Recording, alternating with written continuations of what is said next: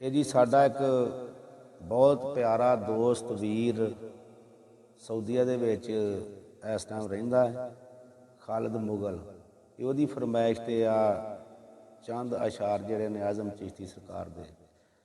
ਆਵਸ ਨੇੜੇ ਨੇੜੇ ਢੋਲਾ ਸਾਨੂੰ ਹਰਦਮ ਤੇਰੀਆਂ ਲੋੜਾਂ,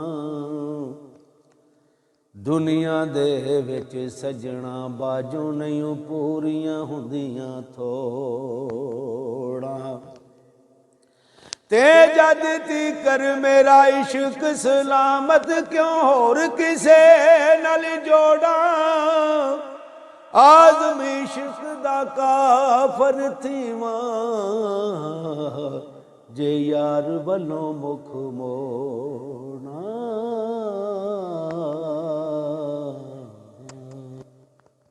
ਵੇਖਣ ਨੂੰ ਸਭ ਅੱਖੀਆਂ ਵਾਲੇ ਪਰ ਉਹ ਹੱਥ ਨਾ ਆਵਣ ਅੱਖੀਆਂ,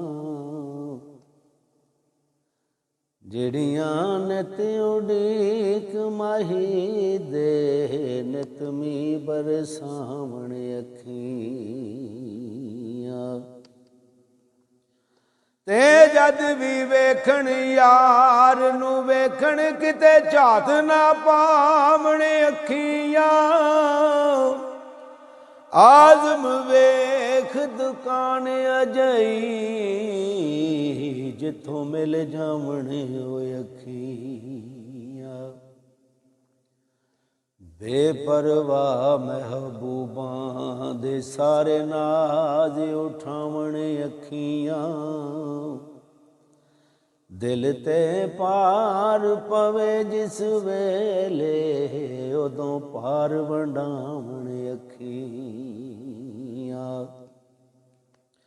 ਤੇ ਜਦ ਵੀ ਕਿਸੇ ਦਾ ਯਾਰ ਨਾ ਮੰਨੇ ਉਦੋਂ ਯਾਰ ਮਨਾਵਣ ਅੱਖੀਆਂ, ਆਜ਼ਮ ਦਿਲ ਜਦੋਂ ਦੀਦ ਨੂੰ ਤਰਸੇ ਉਦੋਂ ਦੀਦ ਕਰਾਵਣ ਅੱਖੀਆਂ। ਜੇ ਲੱਗ ਜਾਣ ਅੱਖੀਆਂ ਨਾਲੇ ਅੱਖੀਆਂ ਕਦੀ ਫੇਰ ਨਾ ਆਵਣ ਅੱਖੀਆਂ, ਲੰਘ ਜਾਵਣ ਲਾਹੋ ਤੋਂ ਅੱਗੇ ਬੜੀ ਦੂਰ ਪਹੁੰਚਾਵਣ ਅੱਖੀਆਂ।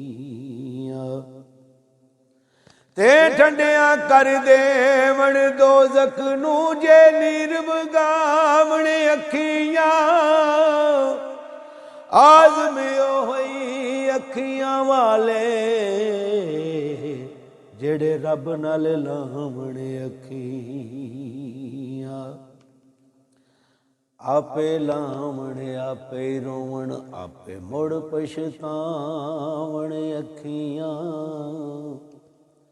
ਆਪਣੇ ਆਪ ਨੂੰ ਆਪ ਫਸਾਵਣ ਆਪੇ ਜਾਣ ਛਡਾਵਣ ਅੱਖੀਆਂ।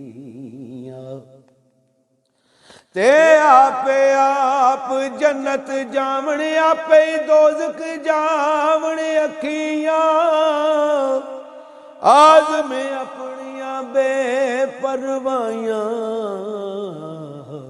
ਉਹ ਮੱਥੇ ਦਿਲ ਦੇ ਲਾਵਣ ਅੱਖੀਆਂ। ਜਿੱਥੇ ਵੇਖਣ ਹੁਸਨ ਦਾ ਜਲਵਾ ਕਈ ਜਾਲ ਵਿਛਾਵਣ ਅੱਖੀਆਂ,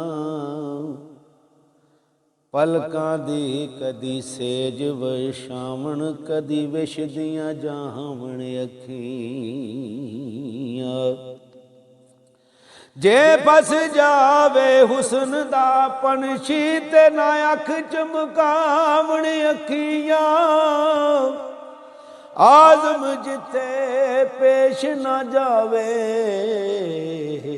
ਉਥੇ ਮੁਫਤ ਵਕਾਵਣ ਅੱਖੀਆਂ।